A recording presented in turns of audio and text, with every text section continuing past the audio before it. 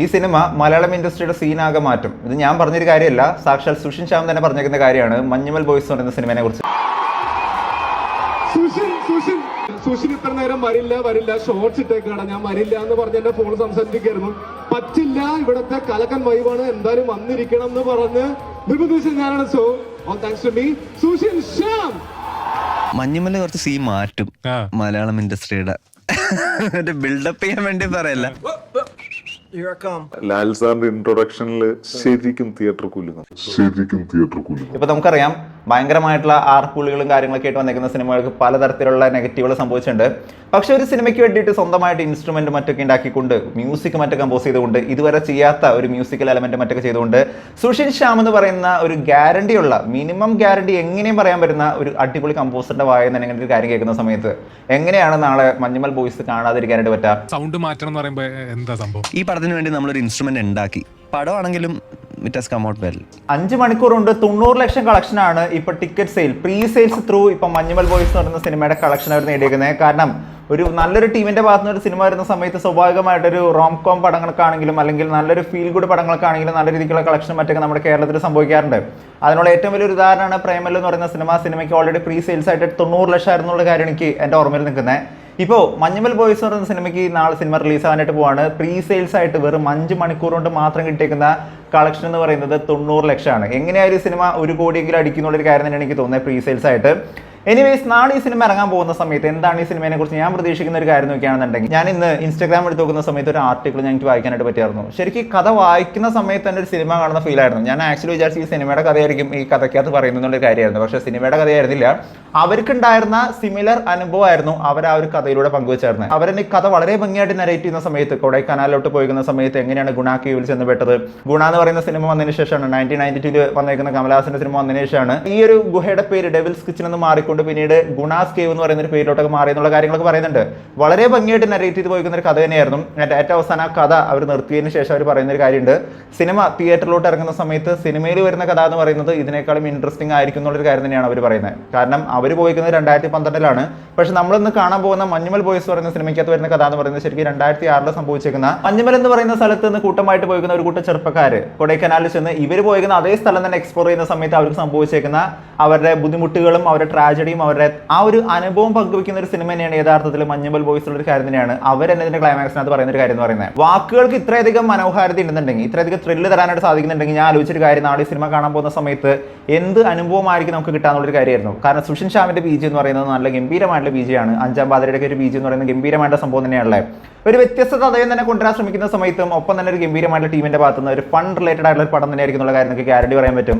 കാരണം ഈ ടീം ഒന്നിക്കുന്ന സമയത്ത് മച്ചാനെ മച്ചാനെ എന്ന് പറയുന്ന സൗബിന്റെ വിളി തന്നെ ധാരാളമാണ്. അവരുടെ ആ ഒരു കമ്പനി ശരിക്കും വൈബ് നമുക്ക് അറിയാനായിട്ട് അത്ര രസമാണ് അവരുടെ ഫണ്ട് മറ്റൊക്കെ. പക്ഷേ ആ ഫണ്ടിന്റെ ഇടയിലും അവർക്കുണ്ടാകുന്ന ആ ഒരു ത്രില്ലിംഗ് എലമെന്റ് എന്തായിരിക്കും എന്നുള്ളൊരു കാര്യം കാണാനായിട്ട് ഞാൻ ആക്ച്വലി ഭയങ്കര എക്സൈറ്റഡ് ആണ്. ചിന്തിച്ചു നോക്കിയേ, ഒരു ഗുഹയുടെ അകത്തോട്ടേക്ക് ചെന്നതിന് ശേഷം ആരും പോകണ്ട എന്ന് പറഞ്ഞിരിക്കുന്ന ഒരു സ്ഥലത്ത് പോയിക്കുന്ന സമയത്ത് ആരും അറിയുന്നില്ല അവർ അതിന്റെ അകത്താണെന്നുള്ളൊരു കാര്യം. പിന്നീട് അവർ ആ ഒരു ഗുഹയുടെ അകത്ത് ചെന്ന് പെടുന്ന സമയത്ത് അവരെ രക്ഷിക്കാനായിട്ട് ആരും വരാത്തൊരു സിറ്റുവേഷൻ ഒക്കെ വരാണെന്നുണ്ടെങ്കിൽ അത് എങ്ങനെയായിരിക്കും അതിന്റെ ആ ഒരു ത്രില്ലിംഗ് എലമെന്റ്, എങ്ങനെയായിരിക്കും ആ ഒരു സർവൈവൽ എന്നുള്ള കാര്യങ്ങളൊക്കെ തന്നെയായിരിക്കും ഈ സിനിമയ്ക്കകത്ത് സംഭവിക്കുക എന്നുള്ള കാര്യം തന്നെയാണ് ഞാൻ ആക്ച്വലി പ്രതീക്ഷിക്കുന്ന ഒരു കാര്യം എന്ന് പറയുന്നത്. അതുകൊണ്ട് തന്നെയാണ് ഈ സിനിമ നാളെ തന്നെ ഫസ്റ്റ് ഷോ തന്നെ പോയി കാണാനുള്ള കാര്യം പ്ലാൻ എടുത്തതും. എന്തായാലും സിനിമയ്ക്ക് നല്ല രീതിയിലുള്ള വരവേൽപ്പുണ്ട്. വെറും 5 മണിക്കൂർ കൊണ്ട് 90 ലക്ഷം എന്ന് പറയുന്ന റെക്കോർഡ് ഇവർക്ക് ബീറ്റ് ചെയ്യാനായിട്ട് പറ്റിയിട്ടുണ്ടെന്നുണ്ടെങ്കിൽ അത് ചെറിയ കാര്യമൊന്നുമല്ല. അത് ഈ ടീമിന്റെ പവർ തന്നെയാണ്. ഒപ്പം തന്നെ ഇവരുടെ പ്രൊമോഷൻസിന്റെ ഒരു പ്രത്യേകതയും. കാരണം ഇവർ വന്നിരിക്കുന്ന ഓരോ ഇവന്റ്സുകൾ നമ്മൾ നോക്കുകയാണെന്നുണ്ടെങ്കിൽ ഇവരുടെ പ്രൊമോഷൻ സ്റ്റൈൽ എന്ന് പറയുന്നത് ഭയങ്കര ഡിഫറൻ്റ് ആണ്. ഭയങ്കര എനർജറ്റിക് ആണ്. ഞാൻ ഇത്ര എനർജറ്റിക് ആയിട്ടുള്ളൊരു പ്രൊമോഷൻ സ്റ്റൈൽ ഞാൻ വേറെ ടീമിന്റെ ഭാഗത്ത് നിന്ന് അടുത്തൊന്നും ഞാൻ കണ്ടിട്ടില്ല എന്നാണ് എനിക്ക് തോന്നിയിരിക്കുന്നത്. കാരണം മലയാളം ഇൻഡസ്ട്രി നോക്കുകയാണെന്നുണ്ടെങ്കിൽ one of the most vibrant team ഏതാണെന്ന് നോക്കുകയാണെന്നുണ്ടെങ്കിൽ എനിക്ക് തോന്നുന്നു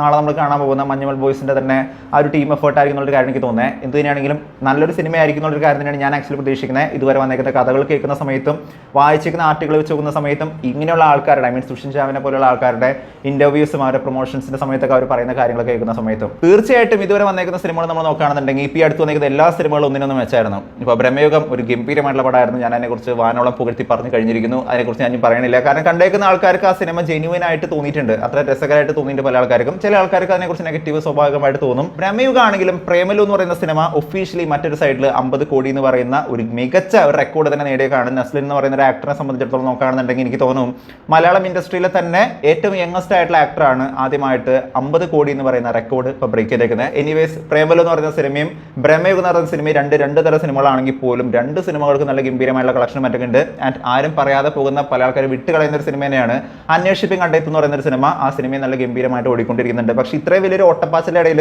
ആ സിനിമ കുറച്ച് ഡിമായി പോയി എന്നുള്ളതാണ് സത്യം. അത് ആ സിനിമയുടെ ഒരു മോശം എഫക്റ്റ് കൊണ്ടല്ല, ചില സിനിമകളുടെ വിധി അങ്ങനെ ആയതുകൊണ്ട് തന്നെയാണ്. ഈ സിനിമ തീർച്ചയായിട്ടും ഒരു ഫൺ ടൈപ്പ് വരുന്നൊരു മോഡാണ്. ഈ ഒരു ടീം ഒന്നിക്കുന്ന സമയത്ത് എങ്ങനെയാണ് ഒരു നാച്ചുറൽ ആയിട്ടുള്ള ഫൺ ബീങ് ആയിട്ടുള്ള സിനിമ വരാം, അങ്ങനെയാണ് ഈ ഒരു സിനിമ ആക്ച്വലി വരാനായിട്ട് പോകുന്നത് എന്നുള്ള കാര്യത്തിന് എനിക്ക് തോന്നുന്നത്. പക്ഷേ ഇതിന്റെ ഒരു സർപ്രൈസിംഗ് എലമെന്റ് എന്താണെന്ന് നോക്കുകയാണെന്നുണ്ടെങ്കിൽ അത് തന്നെയാണ് ഇതിന്റെ ഏറ്റവും വലിയ സർപ്രൈസ്. അതെന്താണെന്ന് ഞാൻ പറയണില്ല. ഇതിനകത്തൊരു ത്രില്ലിംഗ് എലമെന്റ് ഉണ്ട്. എനിക്ക് ഭയങ്കര വിഷമം തോന്നിയൊരു കാര്യം എന്താണെന്ന് വെച്ച് കഴിഞ്ഞാൽ മഞ്ഞുമൽ ബോയ്സ് സിനിമ ഇറങ്ങുന്ന സമയത്ത് ബ്രഹ്മയുഗം വീണ്ടും ആവർത്തിക്കുകയാണെന്നുള്ളൊരു കാര്യം തോന്നിപ്പോയി. കാരണം ഈ സിനിമയുടെ സ്ക്രീൻ റേഷ്യോ എന്ന് പറയുന്നത് 4:3 എന്ന് പറയുന്ന സ്ക്രീൻ റേഷ്യോ ആണ്. അതങ്ങനെ തന്നെയാണെന്ന് എനിക്ക് തോന്നുന്നു. അതായത് ഇത്രയും വലിയ സ്ക്രീൻ ഇടുന്നുണ്ടെങ്കിൽ അതിന്റെ ഇത്രയും ഭാഗമായിരിക്കും നമുക്ക് കാണാൻ പറ്റുക. ബാക്കി രണ്ട് സൈഡിലും ബ്ലാക്ക് പില്ലർ പോലെ ഇങ്ങനെ വന്നിട്ടുണ്ടാവും. ഇപ്പോൾ ബ്രഹ്മയുഗ സിനിമ കണ്ടിരിക്കുന്ന സമയത്ത് നിങ്ങൾക്ക് മനസ്സിലായിട്ടുണ്ടാവും ഈ സിനിമ ഒരിക്കലും ഒരു ഫുൾ സ്ക്രീനിലല്ല വന്നേക്കുന്നത്, ഒരു ഇത്രയുള്ള സ്ക്രീനായിട്ടാണ് വന്നേക്കുന്നത്. പക്ഷേ ബ്രഹ്മയുഗ സിനിമ ബ്ലാക്ക് ആൻഡ് വൈറ്റ് വന്നേക്കുന്ന കാരണം ആ ഒരു സ്ക്രീൻ റേഷ്യോ വലിയ സംഭവമായിട്ട് ഒരു പ്രശ്നമായിട്ട് തോന്നിയിരുന്നില്ല. പ്രത്യേകിച്ച് ഒരു പഴയ കാലഘട്ടത്തിലെ സിനിമയൊക്കെ വന്നേക്കുന്ന പോലെ ആ ഒരു ഫീൽ വരാനായിട്ട് ഈ സിനിമയെ കൊണ്ട് സാധിച്ചായിരുന്നു ആ ഒരു റേഷ്യോ കാരണം. പക്ഷേ മഞ്ഞുമൽ ബോയ്സ് പറയുന്ന സിനിമ ഇറങ്ങാനായിട്ട് പോകുന്നതും ഈ ഒരു ചെറിയ റേഷ്യോയിലാണ് വരാനായിട്ട് പോകുന്നത്. അതുകൊണ്ട് തന്നെ സ്ക്രീൻ റേഷ്യോ എത്ര വലുതാണെങ്കിലും നമുക്ക് സ്ക്രീനകത്ത് കാണാൻ പറ്റുന്ന റേഷ്യോ എന്ന് പറയുന്നത് 4:3 എന്ന് പറയുന്ന ഒരു റേഷ്യോയിൽ തന്നെ ആയിരിക്കും ഒരു കാര്യം തന്നെ വേണം മനസ്സിലാക്കാനായിട്ട്. കോഴിക്കോടുള്ള എപ്പിക് ഫോമാറ്റ് വരുന്ന ചില തിയേറ്റേഴ്സിൽ മാത്രമാണ് ഈ ഒരു സിനിമയ്ക്ക് ഒരു ഫുൾ സ്ക്രീൻ ഉണ്ടാവുന്നുള്ള കാര്യങ്ങളൊക്കെയാണ് പറയുന്നത്. അതുകൊണ്ട് തന്നെ ഇത് എങ്ങനെയായിരിക്കും ഇതിൻ്റെ ഒരു വിഷ്വൽ ഔട്ട്പുട്ട് എന്നുള്ള കാര്യം കണ്ടെന്ന് അറിയണം. അതൊരു ഡിസ്റ്റർബിംഗ് ആവോ എന്നുള്ള കാര്യം ഒരു പിടിയില്ല. ഞാൻ ആലോചിക്കായിരുന്നു എന്തുകൊണ്ടാണെങ്കിൽ ഇപ്പോഴത്തെ സിനിമകളൊക്കെ ഇങ്ങനത്തെ എക്സ്പീരിയൻസ് ചെയ്യണേ. കാരണം തിയേറ്റേഴ്സിൽ വലിയ സ്ക്രീൻ ഇങ്ങനെ ഉണ്ടാക്കി വെക്കുന്ന സമയത്ത് ഇപ്പോൾ വലിയ സ്ക്രീനുകളിലാണ് ആൾക്കാർ കാണാൻ താല്പര്യം. ആ സമയത്ത് എന്തുകൊണ്ടാണ് ഇവർ ചെറുതാക്കുന്നത് എന്നുള്ളൊരു കാര്യം ഞാൻ എപ്പോഴും ചിന്തിക്കാറുണ്ട്. പക്ഷേ ഞാനതിനെക്കുറിച്ച് അന്വേഷിച്ച സമയത്ത് എനിക്ക് മനസ്സിലാക്കാൻ പറ്റിയ ഒരു കാര്യം എന്ന് നോക്കുകയാണെന്നുണ്ടെങ്കിൽ ചെറിയ സ്ക്രീനകത്ത് വരുന്ന സമയത്തുള്ള വിഷ്വൽസിന്റെ ബ്രൈറ്റ്നസ് ആൻഡ് കോൺട്രാസ്റ്റ് അതൊരു ഓവറോൾ ക്വാളിറ്റിനെ ഭയങ്കരമായിട്ട് കൂടുന്നൊരു കാര്യമാണ് പറയുന്നത് അതിനെ റെൻഡർ ചെയ്തെടുക്കുന്ന സമയത്ത്. സോ ആ ഒരു കളേഴ്സിനെ കുറിച്ച് കാണിക്കാനാണോ ആ ഒരു കാലഘട്ടത്തിന്റെ ആ ഒരു ബ്യൂട്ടി കാണിക്കാനാണോ അവരങ്ങനെ ചെയ്യുന്നുള്ള കാര്യം എനിക്കറിയില്ല. എനിവേസ് ഇത് വല്ലാത്തൊരു എക്സ്പെരിമെന്റ് ആയി പോയി എന്നുള്ള വേണം പറയാനായിട്ട്. നാളെ സിനിമ കാണുന്ന സമയത്ത് തന്നെയാണ് ഇത് എങ്ങനെയായിരിക്കും എന്നുള്ളൊരു കാര്യം ഇതിന്റെ ഒരു വിഷ്വൽ ഔട്ട്പുട്ടിനെ കുറിച്ച് കൂടുതൽ പറയാനായിട്ട് പറ്റുള്ളൂ. എനിവേസ് മഞ്ഞുമൽ ബോയ്സ് എന്ന് പറയുന്ന ഒരു കൂട്ടം കൂട്ടുകാർ കൊടൈക്കനാലിൽ ചെന്ന് അവിടെ ചെന്ന് അവരൊരു എക്സ്പെരിമെന്റ് നടത്തിയ സമയത്ത്, അതായത് മറ്റാൾക്കാർ പോകാത്ത വഴിയിലൂടെ അവർ സഞ്ചരിച്ച സമയത്ത് അവർ പെട്ടുപോകുന്ന ഒരു സിറ്റുവേഷൻ കാണിക്കുന്ന fun with and entertainment with a great thrilling element കാണിക്കുന്ന ഒരു റിയലിസ്റ്റിക് സ്റ്റോറിയുടെ തന്നെ ഒരു അഡാപ്റ്റഡ് ഫിലിം വേർഷൻ തന്നെയായിരിക്കും മഞ്ഞുമൽ ബോയ്സ് എന്നുള്ള ഒരു കാര്യം തന്നെയാണ് ഞാൻ പ്രതീക്ഷിക്കുന്ന ഒരു കാര്യം എന്ന് പറയുന്നത്. നാളെ ഈ സിനിമ രാവിലെ 9:45 എൻ്റെ ഇവിടെ ഷോ സ്റ്റാർട്ട് ചെയ്യുന്നത്. നിങ്ങളുടെ അവിടെ എത്ര മണിക്കാണ് ഷോ സ്റ്റാർട്ട് ചെയ്യുന്നുള്ള കാര്യങ്ങൾ താഴെ വന്ന് കമന്റ് ചെയ്യുക. ഈ സിനിമ തിയേറ്ററിൽ തന്നെ പോയി കാണുന്ന ആൾക്കാർ കമോൺ താഴെ വന്ന് കമന്റ് ചെയ്യൂ. കാരണം ഈ യൂത്ത് പിള്ളേരുടെ വൈബ് പ്രത്യേകിച്ച് ഇവരുടെയൊക്കെ ഒരു ടീം വരുന്ന സമയത്ത് ചുമ്മാ കണ്ടിരിക്കാൻ രസമാണ്. ഇപ്പോൾ രോമാഞ്ചം എന്ന് പറയുന്ന സിനിമ വലിയൊരു സംഭവം ഉണ്ടായിട്ടൊന്നല്ല ആ സിനിമ ഇത്ര വലിയ ഹിറ്റായത്. പക്ഷേ ആ സിനിമ ഇറങ്ങിയ സമയം നന്നായിരുന്നു. ആ സിനിമയുടെ ഒരു ടീം വർക്ക് വളരെ നന്നായിരുന്നു. ഒരു കൂട്ടം ചെറുപ്പക്കാരുടെ ഒരു ടീം, അതായത് എല്ലാവർക്കും റിലേറ്റ് ചെയ്യാൻ പറ്റുന്ന ഒരു കൂട്ടം ഫ്രണ്ട്സിന് റിലേറ്റ് ചെയ്യാൻ പറ്റുന്ന ഒരു കഥ തന്നെയായിരുന്നു ഈ രോമാഞ്ചം എന്ന് പറയുന്ന സിനിമയ്ക്ക്. അതൊക്കെ നമുക്ക് കാണാൻ പറ്റിയായിരുന്നു. അതുകൊണ്ട് തന്നെ നല്ല രസമായിരുന്നു. പ്രത്യേകിച്ച് സുഷിൻ ശ്യാമിന്റെ BGM ഒക്കെ എടുത്തു പറയേണ്ട ഒരു കാര്യം തന്നെയാണ്. അതുകൊണ്ട് തന്നെ ഈ സിനിമയ്ക്കകത്ത് ഇതുവരെ കാണാത്ത മലയാള സിനിമേനെ അപ്ലിഫ്റ്റ് ചെയ്യുന്ന വേറൊരു തരത്തിലോട്ട് എത്തിക്കുന്ന ഒരു സിനിമയായിരിക്കും മഞ്ഞുമൽ ബോയ്സ് എന്നുള്ളൊരു കാര്യം തന്നെയാണ് സുഷിൻ ശ്യാം പറയുന്നത്. സോ എന്തായിരിക്കും ഈ സിനിമ എന്നുള്ള കാര്യം കണ്ടറിയാനായിട്ട് ഞാൻ ഭയങ്കര എക്സൈറ്റഡ് ആണ്. എന്താണ് നിങ്ങളുടെ എക്സൈറ്റ്മെന്റ് എന്നുള്ള കാര്യം നിങ്ങൾ താഴെ വന്ന് കമന്റ് ചെയ്യുക. വീഡിയോ ഇഷ്ടപ്പെട്ടെങ്കിൽ വീഡിയോ ലൈക്ക് ചെയ്യുക, വീഡിയോ മാക്സിമം പേരിലോട്ട് ഷെയർ ചെയ്യുക. ചാനൽ ഇഷ്ടപ്പെടുന്നുണ്ടെങ്കിൽ സബ്സ്ക്രൈബ് ചെയ്യുന്ന കാര്യം പരിഗണിച്ചേക്കുക. തൊട്ടടുത്തുള്ള ബെല്ലൈക്കൺ കൂടി അമർത്തിക്കുകയാണെന്നുണ്ടെങ്കിൽ നാളെ വരാൻ പോകുന്ന മഞ്ഞുമൽ ബോയ്സ് പറയുന്ന സിനിമയുടെ റിവ്യൂ അടക്കം നമ്മൾ റിവ്യൂ ചെയ്യാനായിട്ട് പോകുന്നുണ്ട്. ജെന്യുവൻ ആയിട്ടുള്ള റിവ്യൂ ആയിരിക്കും. നമ്മൾ എന്താണ് അതിന്റെ സംഭവം എന്നുള്ള കാര്യം കറക്റ്റായിട്ട് നമ്മൾ പറയും. സോ അതിനായിട്ട് ചാനൽ ഒന്ന് സബ്സ്ക്രൈബ് ചെയ്ത് വെച്ചേക്കുക. തൊട്ടടുത്തുള്ള ബെല്ലൈക്കൺ കൂടി എനേബിൾ ചെയ്ത് വെച്ചേക്കാം. മറ്റൊരു വീഡിയോ ആയിട്ട് വീണ്ടും വരുന്നവരെ it's been also bass signing out. By.